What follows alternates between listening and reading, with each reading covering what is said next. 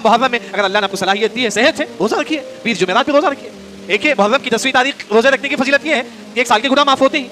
उसके अलावा दिनों के अगर आप रोजा रखेंगे क्या फजीलत मिलेगी?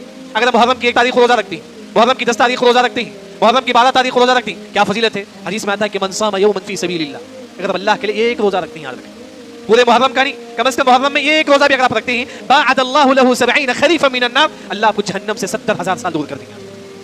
कितनी बड़ी फजीलत है। अल्लाह, इंसान की मौत कभी भी आ सकती है, किसी भी लम्हे आ सकती है। क़यामत की अलामत है इन्न मिन अशरातिस साअ फुजअतुल मौत, क़यामत के करीब अचानक मौत आएगी। हम ये समझेंगे हम अभी नौजवान हूँ, अभी कमाऊंगा, अभी घर बनूंगा, बंगला, मौत सडन आएगी, याद रखें। फ़इन्नहु मुलाक़ीकुम, जिस तरह हम किसी को मुलाकात करने जाते हैं ना मिलने जाते हैं, मौत आपके पास मुलाकात करने आएगी, मौत आपके पास आएगी। इसी वजह से जितना हो सके रोज़ों का एहतमाम करो। ये रोज़ा इसकी इतनी बड़ी फजीलत है, हदीस में आता है कि अस्सियामु जुन्नतुम मिनन नार कजुन्नति अहदिकुम मिनल क़िताल, ये रोज़ा आपको नारे जहन्नम से बचाएगी।